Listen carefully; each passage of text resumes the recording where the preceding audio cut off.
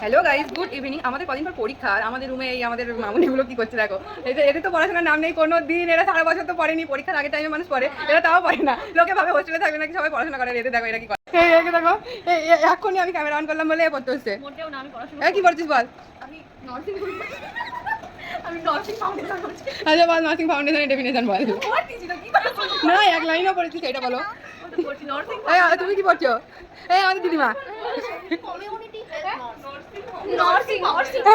তুমি কি করছো বলো? আমি নার্সিং এতক্ষণ কি করছিলে? কিছুক্ষণই তো ভিডিও দেখছিলাম। আমি তো ভিডিও করিনি। এরা তো তাও বই নিয়ে বসে আছে গাইজ, এদের দুজনকে দেখো। এদের প্র্যাকটিক্যাল এক্সাম হবে এটা গাইজ।